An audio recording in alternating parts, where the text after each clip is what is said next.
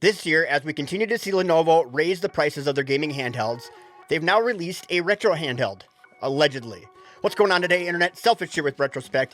This is a Lenovo G02, a weird little emulation machine that appeared out of nowhere that looks suspiciously official. So today we're going to find out if this is actually worth it or just another AliExpress paperweight. Let's take a look.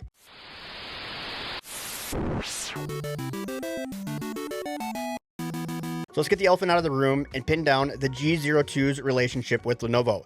There's definitely smoke, but there's only fire if you're looking for it. Lenovo G02 Retro Handheld appears to have Lenovo branding, Lenovo packaging, and even references on Lenovo's Chinese support site. Multiple outlets have reported seeing Lenovo boot screens on the device, and we'll see one here today as well. But Lenovo has not officially announced it through its global channel, and a lot of the retro handheld community suspects it may be a licensed white label device, regional OEM partnership, or even unofficial branding being used by the dark side of AliExpress channels. We found that the company responsible for Lenovo's gaming controllers has their hands in on this project. So the safest answer right now, we can confirm that the G02 is connected to Lenovo in some way, but not confirmed as a traditional first-party Lenovo handheld. This isn't uncommon for Lenovo in China, where they put their name on all sorts of crap. And the G02 doesn't appear to have been made for the Western market. So thank you, AliExpress, for bringing us this white label device. On a side note, if this wasn't a white label device, it would have the word Legion, which is Lenovo's gaming brand, in the name. There really isn't any surprises here looking at Lenovo's vast portfolio. They have a brand ambassador who creates a ton of white label products for them. Here in the States, we think of Lenovo as something of a luxury brand. And to be fair, from the products we traditionally get from them, they are. At the end of the day, however, they are massive in the consumer electronics space in China. You can brush your teeth with a Lenovo electric toothbrush and use one of their white label electric shavers to eliminate your 5 o'clock shadow when you're getting ready to leave in the morning. The other elephant in the room with the Lenovo G02 is that it comes with ROMs. Because there's no single global copyright and it's done through treaty, companies need to register with the National Copyright Administration of China. Outside of that, it'd be too difficult for them to patrol as they assemble a vast majority of electronics in the world. This is why we see nearly every non-boutique handheld coming out of China is loaded with games, whether you want them or not. For example, I just ordered the new Anbernic RG34XX SP with that cool blue color because I wanted to check it out, and I ordered it without a memory card. But because Linux runs off the card, one still came with it.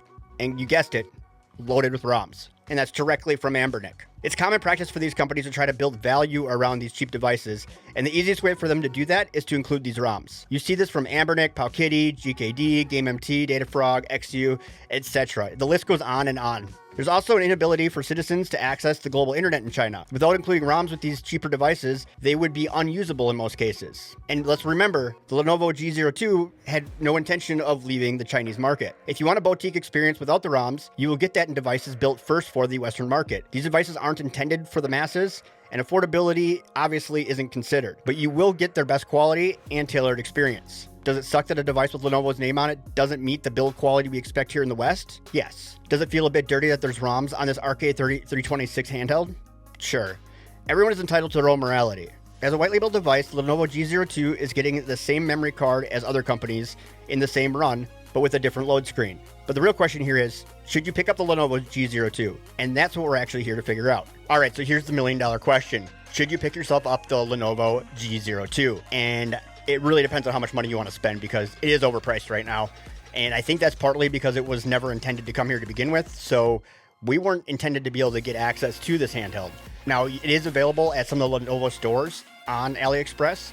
I'll put a link down on my thingamabob if you do want to pick one up from a reliable source that does sell Lenovo products. And so far, knock on wood, I've gotten every product that I've ordered from them. So when it comes to build quality, I think that the G02 sits firmly between the R36S and the RG40XXV. It's not quite the high quality you're going to get here with the more rubbery buttons. Like I said before, you do get better rebound and stuff like that. I mean, this is an Anbernic device and they've been making these things for a long time. They do have very similar back buttons and they sound pretty much exactly the same. They also both have the grooves, though they're just more on the Lenovo. But for being a device that's roughly the same size screen, you can see Anbernic still packed it down better and got more screen into this device because the Lenovo is still a lot bigger. Now, I don't know the company that actually made the Lenovo for them, so this could be one of their first devices, and if it is, they nailed it. They definitely got some better quality parts than some of the other manufacturers that are out there. Hard to compare the buttons and stuff with my R36S because, well, nothing on this handheld of mine is stock anymore.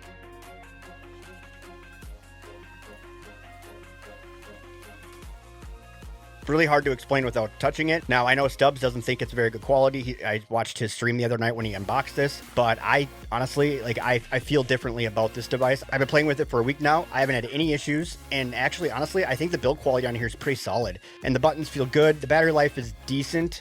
Depending on what you're going to play, again, it's 3 to 6 hours is what they're giving it. Just say 4. You're probably going to be 4 hours, and you're going to need a battery charge. It's not terrible, and it doesn't take terribly long in order to charge the battery on here anyways, so it's not the worst case scenario.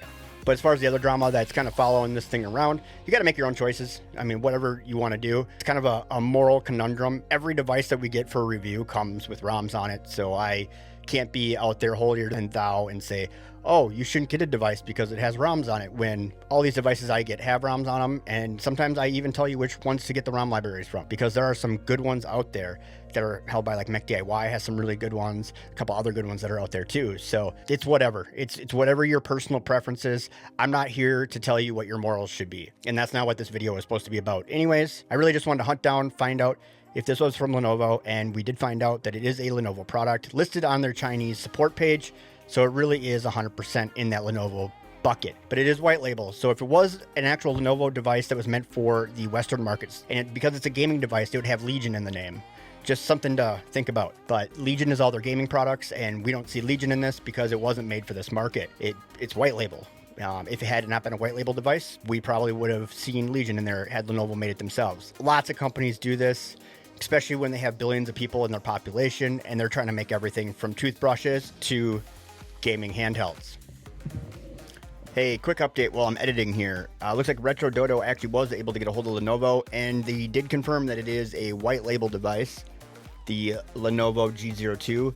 So it is an authorized device by them, which we kind of already knew because it was listed on their website, but that kind of gives you more confirmation. He also is not a big fan of Lenovo putting ROMs onto the device, so I think I'm kind of losing everywhere here because he also doesn't like the build quality device. So everywhere across the board, I think I'm losing to all the other reviewers, which is kind of a weird thing because typically we're in some sort of agreement. But whatever, you know, I'm giving you my personal opinion. Nobody's paying me to do it one way or the other, so, you know, that's what you're getting from me. But then, to be fair, when I said the R36S was the budget handheld king, nobody wanted to believe me back then either. That was right as it was starting to launch, and I got ridiculed across the board from all the reviewers. Now, it isn't the best quality device out there, but bang for buck, you're getting a really good value on that R36S, which is why I try to review all of the handhelds within the family to check the quality to see if they do meet up to that same standard. But, you know, as far as this one goes, I would consider this an R36S type device, especially because it is rocking the Rockchip RK3326, pretty much the exact same internals as the R36S, minus a joystick. It actually has one less joystick, so I don't know if that takes away the value for you or not. If you're going to be playing up to PlayStation-ish, maybe a little bit of N64 and stuff, you don't really need the other joystick on an RK3326. Correct me if I'm wrong. Somebody wants to leave a comment down below. I actually had a handheld that had a right broken joystick for a couple of months. It wasn't one that I was reviewing, but just one that I was playing with, and I had not even realized because I used the right joystick so little. So, you know, it is what it is. But we're going to finish up this video here real quick. I'm going to throw links to Retro Dodo's article and everything down below if you want to see the response from Lenovo and his take on the handheld. But I'd love to know your thoughts on the whole thing. Don't forget to comment, rate, subscribe, share this video with your friends because sharing is caring.